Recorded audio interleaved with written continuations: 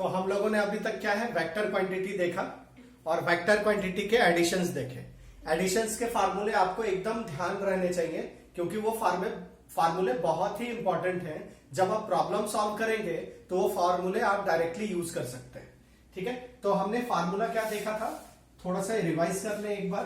तो फार्मूला हमने बोला था, अगर ये ए वेक्टर है और ये बी वेक्टर है और इसके बीच की एंगल अगर थीटा है, तो आपने फार्मूला ये बोला था कि इसका जो रिजल्टेंट होगा वो ये रिजल्टेंट होगा जिसको आप आर वेक्टर बोलेंगे। और आर वेक्टर क्या होगा, आर वेक्टर होगा ए वेक्टर प्लस बी वेक्टर होगा। ठीक है, और ये जो है इसका रिजल्टेंट का डायरेक्शन जो होगा वो अल्फा होगा। तो इसको किस तरीके से लिखा था हमने लिखा था R vector mod is equal to root under A square plus B square plus 2ab cos theta लिखा था।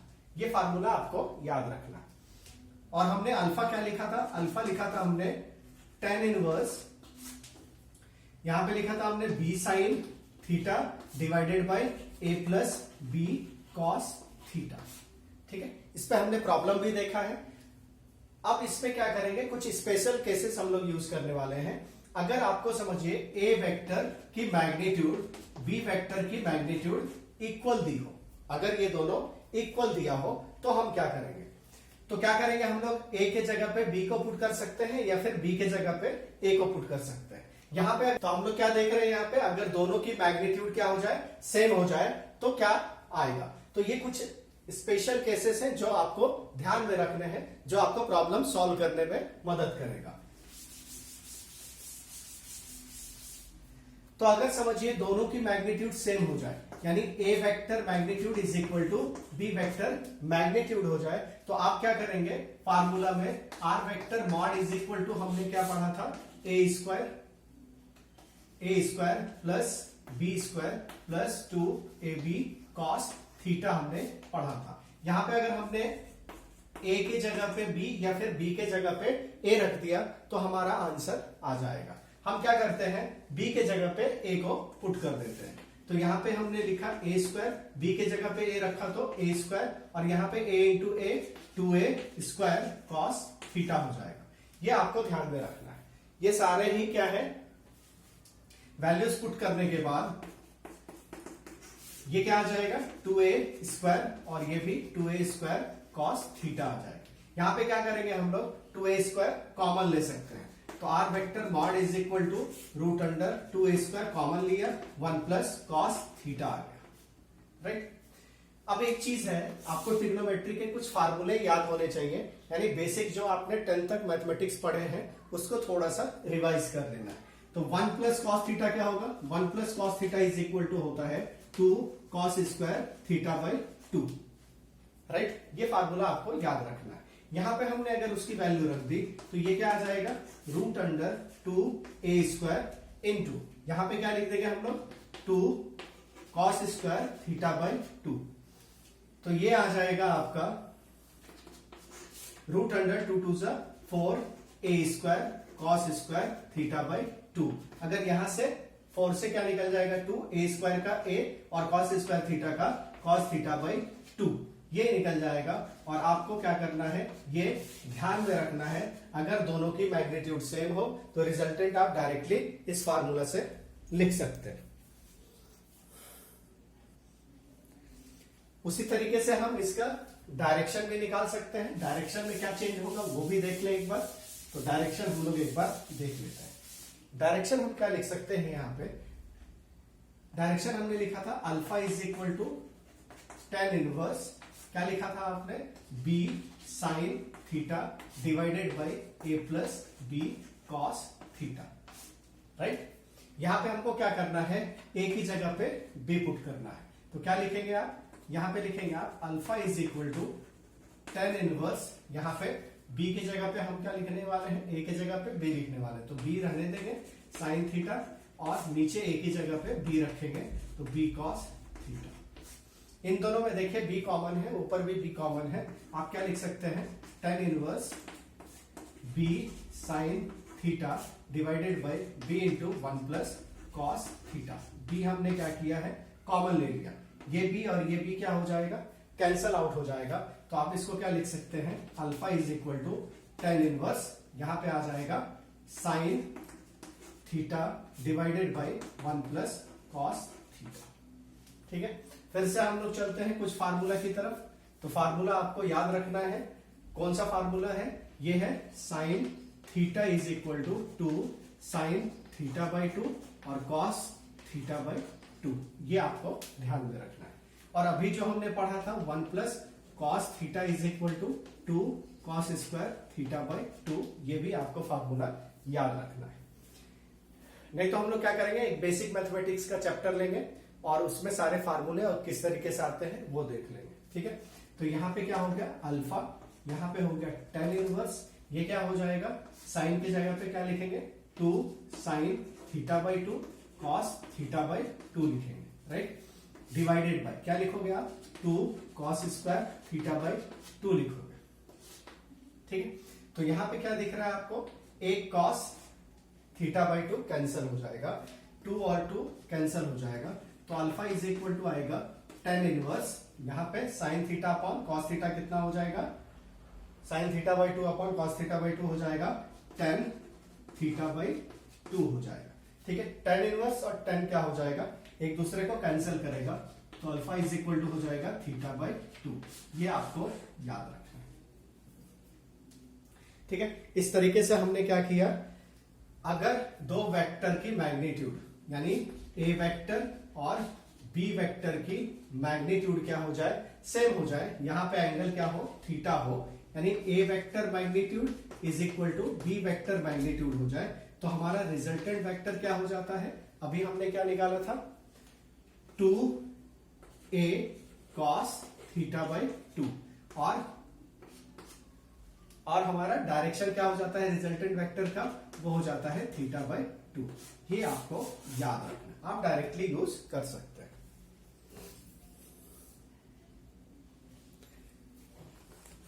हम लोगों ने एडिशन ऑफ अ वेक्टर तो देख लिया, उसमें कुछ प्रॉब्लम भी देख लिए हम लोगों ने, अभी हम क्या करें सब्सट्रैक्शन भी देख लेते हैं। ठीक है, तो एक एक करके क्या करेंगे हम लोग, कुछ प्रॉब्लम देखेंगे और कुछ आगे की थ्योरी भी कर लेंगे। तो अब हम देखते हैं subtraction of a vector.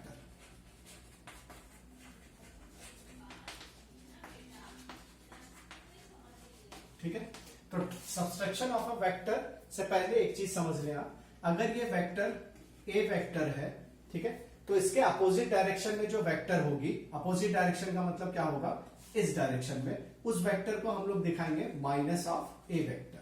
Minus of A vector का मतलब है this minus indicate the direction of vector and this length indicate length of the vector. तो ये जो है ये क्या है, मैग्नीट्यूड दोनों की सेम है मगर डायरेक्शन क्या है, एक दूसरे के अपोजिट है, इसलिए हमने इसको क्या लिखा है माइनस ए वेक्टर। यानी अगर आप किसी भी वेक्टर को माइनस से मल्टीप्लाई करोगे तो उसकी डायरेक्शन क्या हो जाएगी, उसके अपोजिट हो जाएगी। ये चीज आपको ध्यान में रखना है।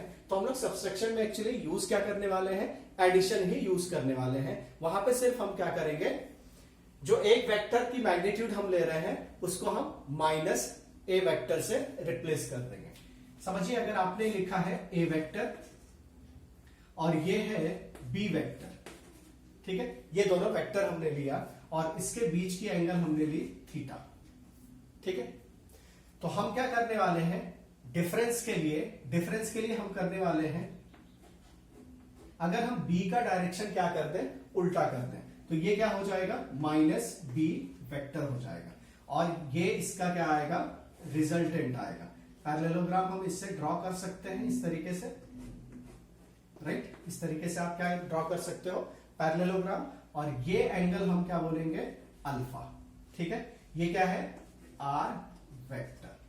ठीक है, आर वेक्टर क्या हो जाएगा अभी, ए वेक्टर, राइट, और ये क्या है माइनस बी वेक्टर। ठीक है, तो R vector is equal to क्या है हमारे पास, R vector is equal to है A vector minus B vector. ठीक है, इस तरीके से आप यूज कर सकते हो। तो हमने जो फार्मूला पढ़ा है उसमें ये रख दे तो हमारा आंसर आ जाएगा।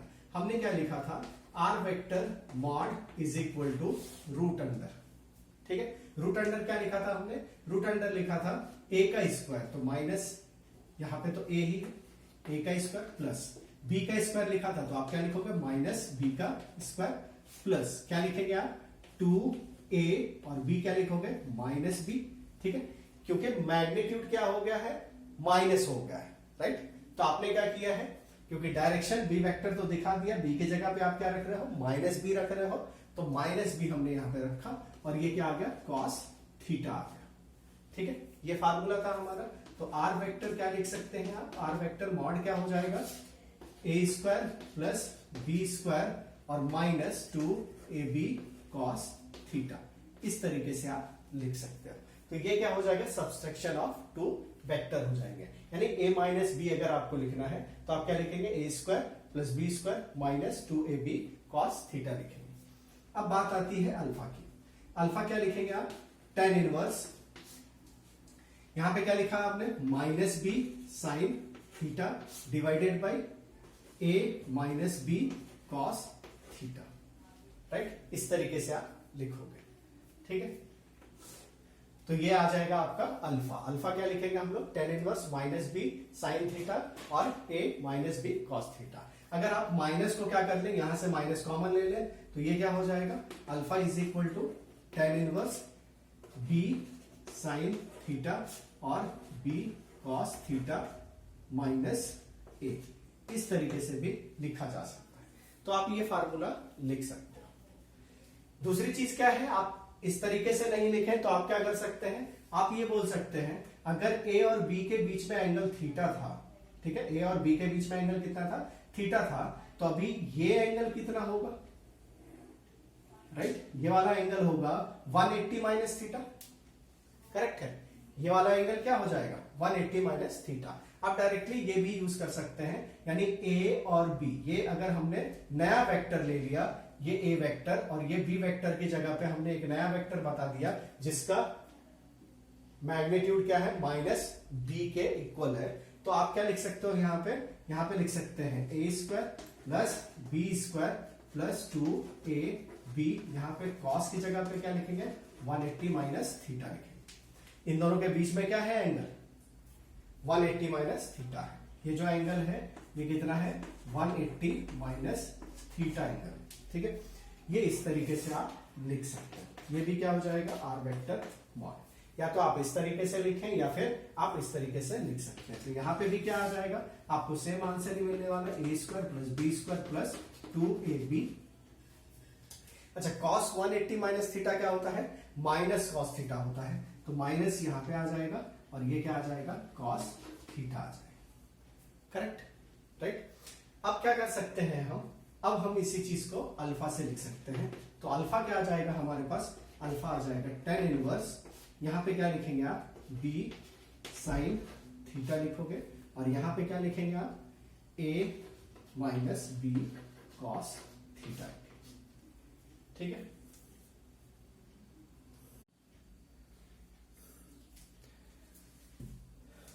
तो अभी तक हम लोगों ने क्या देखा, right.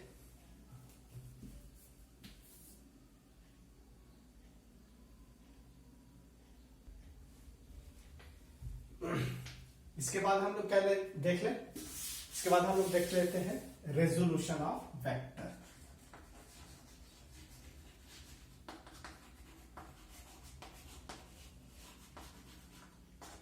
Resolution of vector, resolution का मतलब है अगर आपके पास आपने क्या किया हो एक्स एक्सिस और यहां पे आपने वाई एक्सिस और इस तरीके से कोई वेक्टर दिखाया हो, अगर आपने इसको बोला है ए वेक्टर और इसकी एंगल एक्स एक्सिस से है थीटा और वाई एक्सिस से है फाई, इस तरीके से दिखाया, राइट। तो रेजोल्यूशन का मतलब क्या होगा कि ये जो ए वेक्टर का जो मैग्नीट्यूड होगा उसका कंपोनेंट एक्स के डायरेक्शन में कितना होगा और वाई के डायरेक्शन में कितना होगा। ठीक है, तो इसको हम लोग क्या लिखेंगे mod of A vector cos theta. ठीक है, तो ए वेक्टर का जो मैग्नीट्यूड होगा उसका कंपोनेंट एक्स के डायरेक्शन में क्या आएगा ए वेक्टर मॉड कॉस थीटा और यहां पे क्या आ जाएगा ए वेक्टर का मॉड साइन थीटा आ जाएगा। ठीक है, तो इसको रेजोल्यूशन में हम क्या बोलेंगे, x के अलोंग कंपोनेंट और y के अलोंग कंपोनेंट। तो x के अलोंग जो कंपोनेंट होगा उसका यूनिट वेक्टर डायरेक्शन होता है i का, ठीक है। और y एक्सिस के अलोंग जो यूनिट वेक्टर होता है उसको हम लोग लिखते हैं j का, ठीक है। तो यहां पे लिख देता हूं मैं x वेक्टर x एक्सिस के अलोंग क्या होता है i का, ठीक है, यह है यूनिट वेक्टर, ठीक है। y एक्सिस के अलोंग क्या होगा j कैप और z एक्सिस के अलोंग क्या होगा k कैप, ठीक है। ये सारे क्या है, unit vector along x axis, unit vector along y axis और unit vector along z axis, ठीक है। तो ये क्या देख रहे हो आप, रेजोल्यूशन ऑफ वेक्टर। तो यहां पे क्या लिख सकते हैं आप, x इज इक्वल टू लिख सकते हो mod a vector cos theta, और y एक्सिस के बदले क्या लिख सकते हो, mod a vector sine theta लिख सकते हो, ठीक है। इस तरीके से अगर हमने फाई लिया तो क्या लिखेंगे आप, फाई लिया तो इसको लिख सकते हैं आप mod a vector cos phi लिख सकते हैं, और इसको क्या लिख सकते हैं हम, इसको लिख सकते हैं mod a vector sine phi लिख सकते हैं, ठीक है। यानी कि ये दोनों भी क्या है, x के कंपोनेंट है और ये दोनों भी क्या है, y के कंपोनेंट है।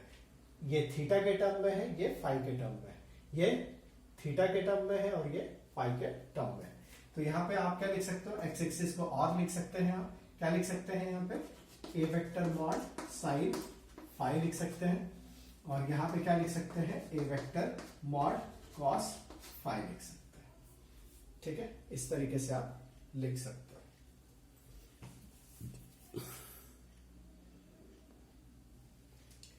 अगर यहां पे आपने 3D कोऑर्डिनेट ले लिया तो आप क्या लिख सकते हो, ये x एक्सिस, ये y एक्सिस और ये z एक्सिस, ठीक है।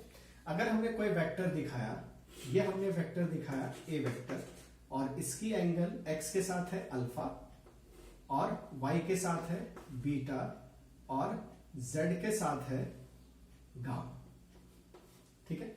इस तरीके से अगर हमने दिखाया तो क्या लिखेंगे आप, कंपोनेंट रेजोल्यूशन क्या लिखेंगे, x कंपोनेंट क्या हो जाएगा, a vector mod cos alpha हो जाएगा, y कंपोनेंट क्या हो जाएगा, a vector mod cos beta हो जाएगा, और z कंपोनेंट क्या हो जाएगा, a vector mod cos gamma हो जाएगा, ठीक है। इस तरीके से तो x डायरेक्शन में यूनिट वेक्टर क्या लिखते हैं हम लोग, आई कैप लिखते हैं, y में क्या लिखते हैं हम लोग, j कैप लिखते हैं, और z में क्या लिखते हैं हम लोग, k कैप लिखते हैं। तो x कंपोनेंट क्या हो जाएगा, x डायरेक्शन में अगर हमने वेक्टर के फॉर्म में लिखा तो a cos alpha i, y क्या हो जाएगा, a cos बीटा j, और z क्या हो जाएगा, a cos गामा k, ये हो जाएगा, ठीक है।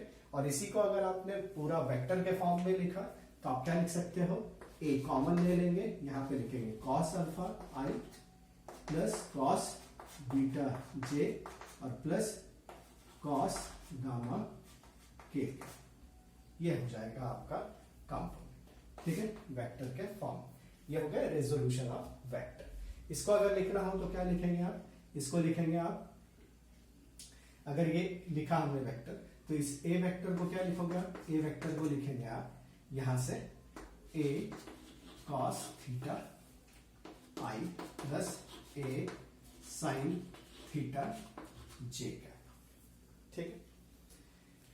यहां पे ये क्या है, ये पूरा क्या है, एक्चुअली में a वेक्टर, इस तरीके से आप लिख सकते हैं।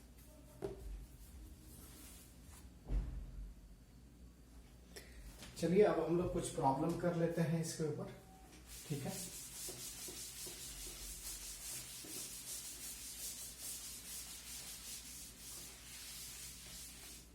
ठीक, तो एक सिंपल सा प्रॉब्लम है। प्रॉब्लम ये है कि a और b वेक्टर है, ठीक है। तो ये x एक्सिस है, हमने ले लिया, ठीक है, ये एक वेक्टर है ए वेक्टर, ये एक्स एक्सिस से एंगल बनाता है 20 डिग्री का, ठीक है। और एक वेक्टर है बी वेक्टर, वो एक्स एक्सिस से एंगल बनाता है 110 डिग्री का, ठीक है। इस तरीके से ये दो एंगल बनाता है। आपको बताना है ए और बी का रिजल्टेंट वेक्टर क्या होगा। क्या बताना है आपको? What will be the resultant vector of A and B. तो रिजल्टेंट वेक्टर क्या होगा ए बी का? तो आप क्या करेंगे, ए और बी को ऐड करेंगे। ए और बी को ऐड करेंगे तो आपको सबसे पहले ए और बी के बीच का एंगल निकालना है। तो अच्छा, यहां पे ए दिया हुआ है 3 मीटर और बी दिया हुआ है 4 मीटर। 4 मीटर क्या दिया है?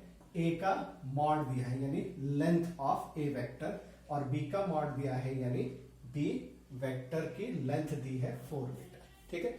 इस तरीके से दिया हुआ। ये 20 डिग्री है तो ए और बी के बीच का एंगल क्या हो जाएगा? यहां पे क्या आ जाएगा? Angle between A vector and B vector is, क्या लिखेंगे आप? 110 माइनस 20 डिग्री। ये कितना आ जाएगा?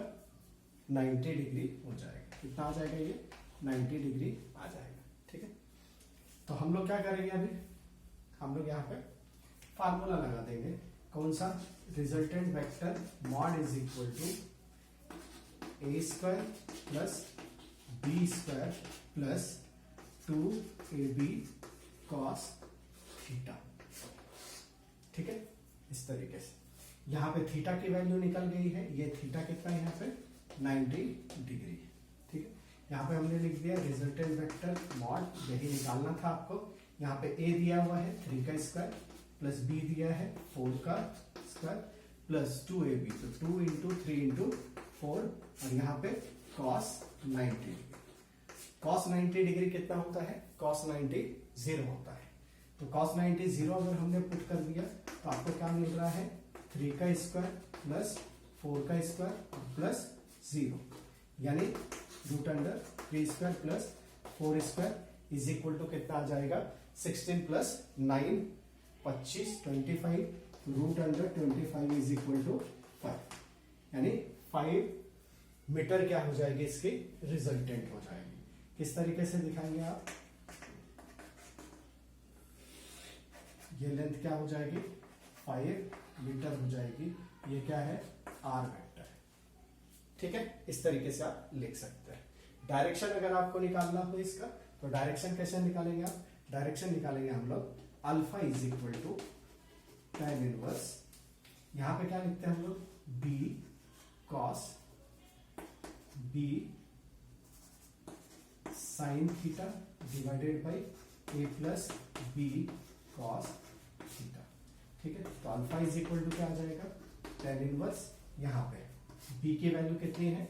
b हमने लिखा है 4, साइन 90 कितना हो जाएगा? 1, और a कितना है? 3, और प्लस b कितना है हमारे पास? 4, और cos 90 कितना हो जाएगा? 0, यानी हम क्या लिखेंगे? Alpha is equal to tan inverse 4/3। यह हो जाएगा alpha is equal to tan inverse 4/3 हो जाएगा, ठीक है। तो इस तरीके से आप लिख सकते हैं।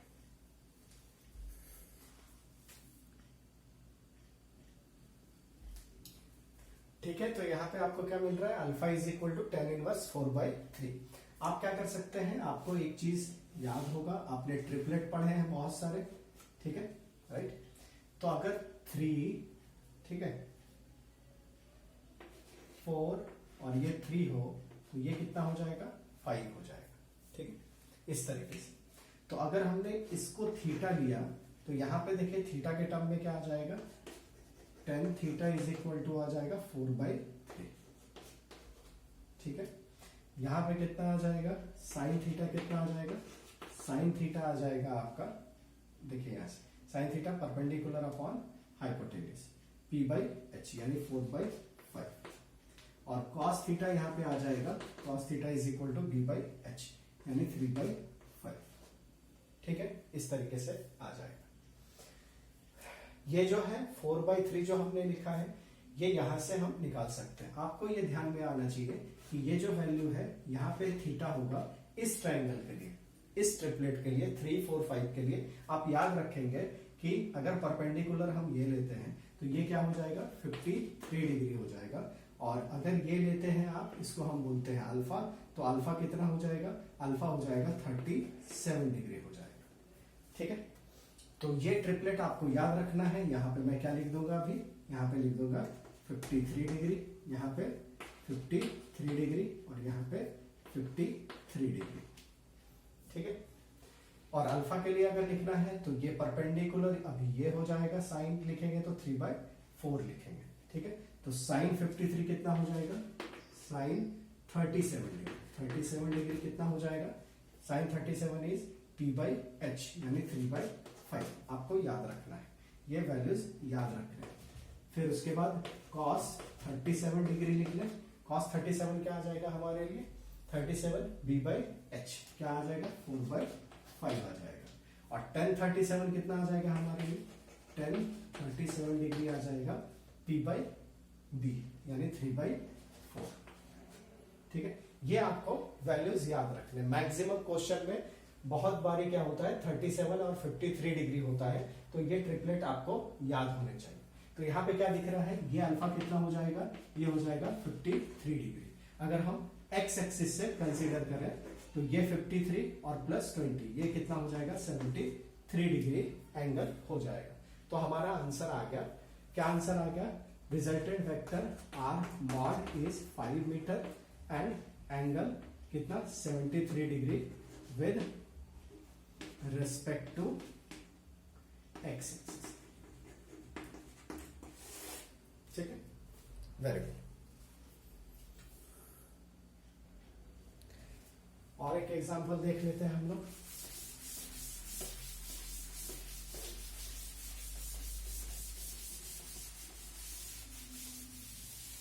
ठीक है, अच्छा, अभी हमारे पास क्या दिया हुआ है कि दो वेक्टर है ए और बी एक्स एक्सिस के साथ। ये एक्स एक्सिस ले लिया हमने। ठीक है, इसके साथ एंगल बनाते हैं 30 डिग्री और एक एंगल बनाता है 60 डिग्री। राइट, इस तरीके से दिया हुआ है। इसको हमने, दोनों भी क्या है, सेम वैल्यू है, यानी कि ये 10 यूनिट का है और ये भी कितना है, 10 यूनिट। दोनों भी क्या है, 10 यूनिट के हैं। और पहला जो है एंगल 30 डिग्री और दूसरा वेक्टर एंगल 60 डिग्री बनाता है।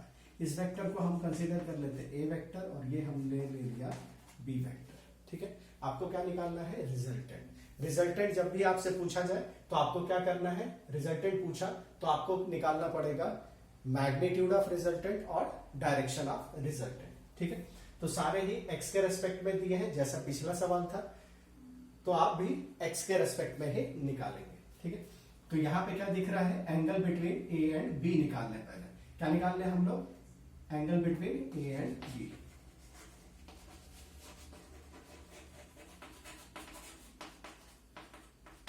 ठीक है, तो ये कितना हो जाएगा, 60 माइनस 30। ये हो जाएगा 60 degree minus 30 degree is equal to कितना आ जाएगा, यहाँ पे 30 डिग्री। करेक्ट है, ओके।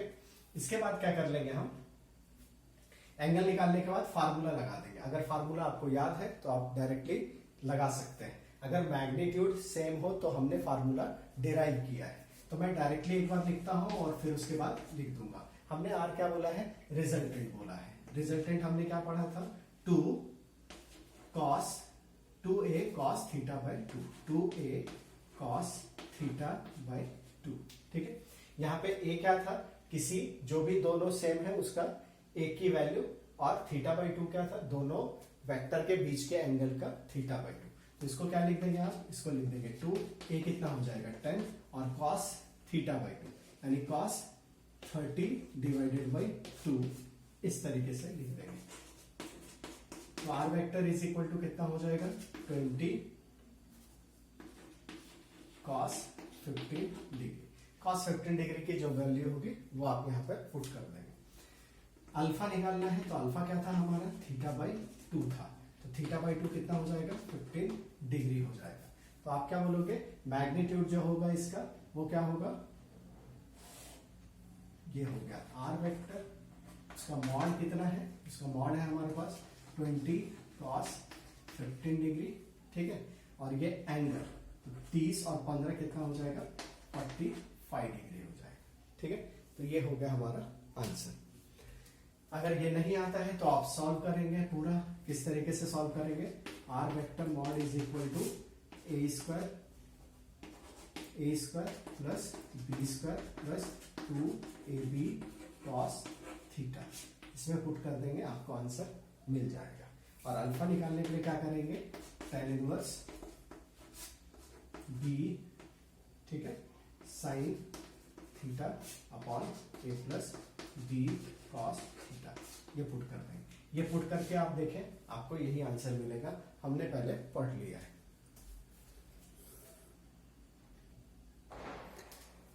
चलिए नेक्स्ट सवाल देखें हम लोग, ठीक है।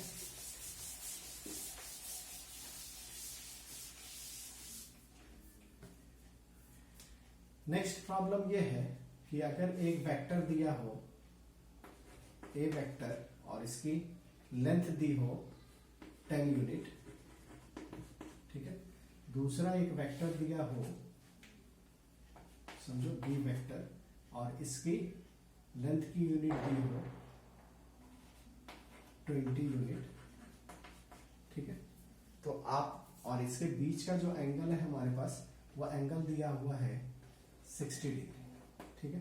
तो इसका रिजल्टेंट क्या होगा, तो हम क्या करेंगे, आर वेक्टर मॉड, क्या लिखेंगे आप, ए स्क्वायर, तो डायरेक्टली लिख दूं मैं 10 का स्क्वायर प्लस यहाँ पे बी का स्क्वायर 20 का स्क्वायर प्लस 2ab, तो 2 इंटू 10 इंटू 20, और cos थीटा यानी cos 60 डिग्री, ठीक है। यहाँ पे क्या आ जाएगा, R vector mod is equal to, ये आ गया 100, ये आ गया 400, ये कितना आ गया 2 2 जा 4, ये आ गया 400, cos 60 कितना हो जाएगा 1/2 हो जाएगा, ठीक है। तो cos 60 1/2, ये हो गया 200, इसको क्या लिख देंगे आप, इसको लिख देंगे आप 4 2 6 1 7, 700 बोल दोगे, ये लिख सकते हैं 10√7, ठीक है। इतना यूनिट क्या हो गया, रिजल्टेंट हो गया, ठीक है, ये यूनिट रिजल्टेंट हो गया। हम अल्फा की बात करें तो अल्फा क्या हो जाएगा, tan इनवर्स, यहाँ पे क्या लिखेंगे, बी कितना है 20 sine 60 degree divided by 10 plus क्या लिखेंगे, b यानी 20 cos 60 डिग्री, ठीक है। यहाँ पे वैल्यू पुट कर दें तो क्या मिलेगा, tan इनवर्स, यहाँ पे 20 साइन 60 कितना है, √3/2, तो कितना आ जाएगा 10√3 डिवाइडेड बाई यहाँ पे 10 प्लस 10, ये हाफ हो जाएगा, 10 प्लस 10 20, तो यहाँ पे क्या लिख देंगे आप, alpha is equal to tan inverse, यहाँ पे आ जाएगा 10/20 यानी 1/2, क्या लिखेंगे आप, tan इनवर्स 1/2, ये हो जाएगा आपका resultant with respect to A vector, ये हो गया tan इनवर्स 1/2, ठीक है। और इसकी वैल्यू कितनी होगी, 10√7 यूनिट, ये क्या था, आर वेक्टर मॉड था, ठीक है। इस तरीके से आप देख लें।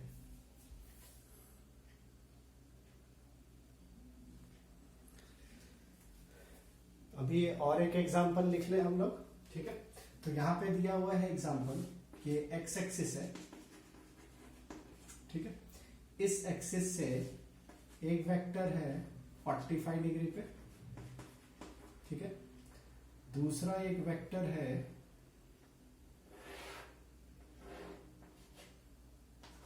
135 डिग्री पे, और तीसरा एक वेक्टर है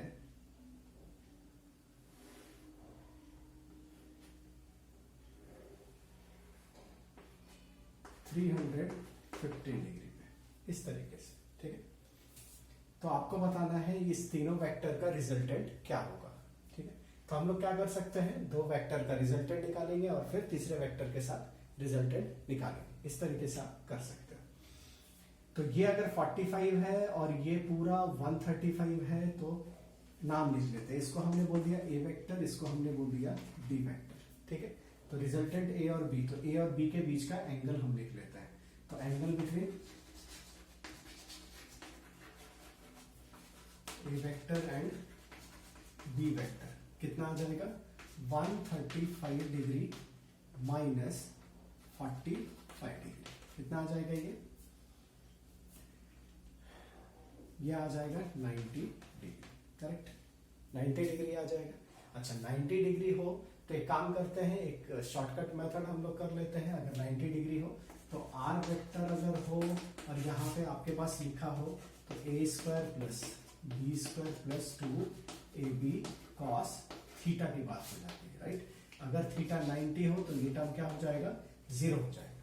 बराबर, तो आप क्या लिख सकते हो, डायरेक्टली क्या लिख सकते हैं हम लोग, ए स्क्वायर प्लस बी स्क्वायर लिख सकते हैं। उसी तरीके से हम अल्फा की बात करें तो अल्फा क्या हो जाएगा हमारा, यहाँ पे tan इनवर्स हो जाएगा और यहाँ पे क्या लिखेंगे आप, b साइन थीटा लिखोगे और यहाँ पे a plus B cos theta लिखोगे।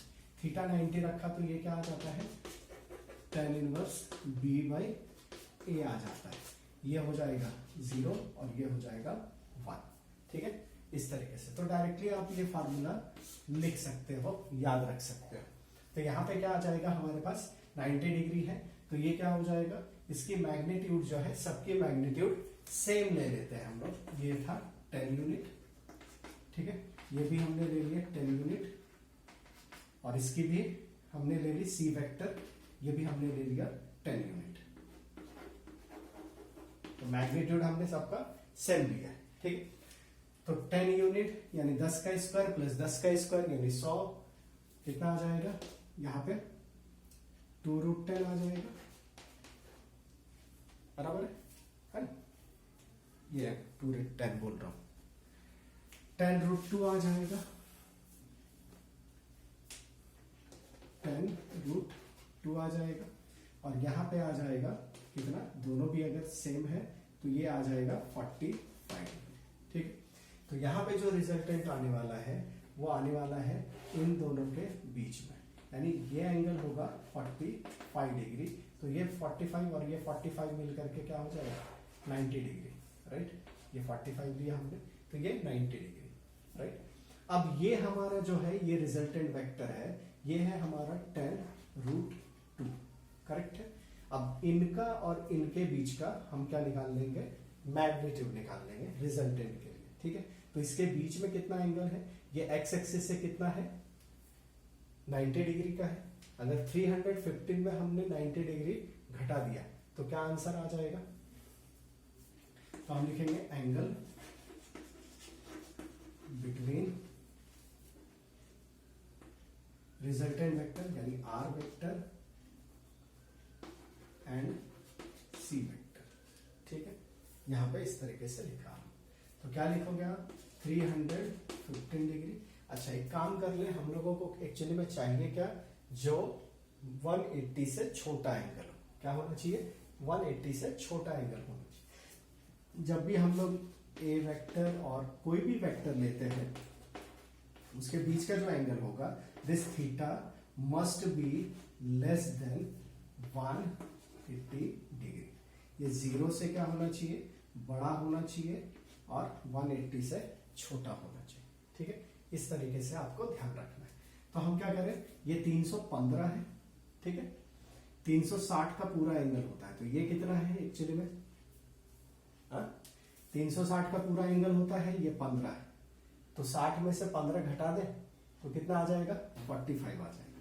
ये कितना हो जाएगा 45, ये 45 है, ये 90 है, तो ये कितना हो जाएगा 135 हो जाएगा। तो हम क्या लिखेंगे, आर और सी के बीच में एंगल क्या है, आर वेक्टर और सी वेक्टर के बीच में एंगल है हमारा 135 डिग्री। ठीक है, तो यहां पे एंगल कितना है 135 डिग्री। तो हम क्या लिख सकते हैं यहाँ पे, आर वेक्टर, इसको R1 वेक्टर लिख देता हूं। तो R1 क्या हो गया हमारा रिजल्टेंट हो गया, फाइनल रिजल्ट। तो इसको क्या लिखेंगे आप 10√2 का स्क्वायर, राइट, प्लस यहाँ पे क्या लिखेंगे 10 का स्क्वायर। 10√2 इस रिजल्टेंट का क्या है मैग्नीट्यूड है, और 10 क्या है इसका मैग्नीट्यूड है, ठीक है। दोनों के बीच में एंगल कितना लिखा है आपने +2 इंटू 10√2 इंटू 10, और यहाँ पे कितना लिख देंगे आप cos 135, ठीक है। cos 135 डिग्री आपको लिखना है। तो cos 135 एक्चुअली में होता क्या है 180, 135 को क्या लिखेंगे हम लोग 180 माइनस कितना लिखोगे आप 35, अगर लाना है आपको 180 में। तो देखिए यहाँ पे हम लोग क्या लिख देंगे 45 अगर हमने लिखा तो आ जाएगा 45 डिग्री हमने लिखा तो क्या आ जाएगा ये 135 आ जाएगा। अच्छा cos 180 माइनस थीटा क्या होता है माइनस cos थीटा होता है, ठीक है। तो ये कितना आ जाएगा R1 vector mod is equal to ये हो जाएगा आपका 200 प्लस ये हो जाएगा आपका 100 और ये आपका हो जाएगा 200 और यहाँ पे 1/√2 माइनस में, तो यहाँ पे लिख देते हैं -2 इंटू 10√2 इंटू 1/√2, ठीक है। cos 45 डिग्री कितना होता है 1/√2, तो ये कितना हो गया यहाँ पे, अच्छा इंटू 10 भी है तो 10 स्क्वायर लिख दे रहा हूँ, यहाँ पे लिख देते हैं 10, ठीक है। ये कितना हो गया 200, ये 200, तो R1 का रिजल्टेंट क्या हो गया 10 हो गया, ठीक है।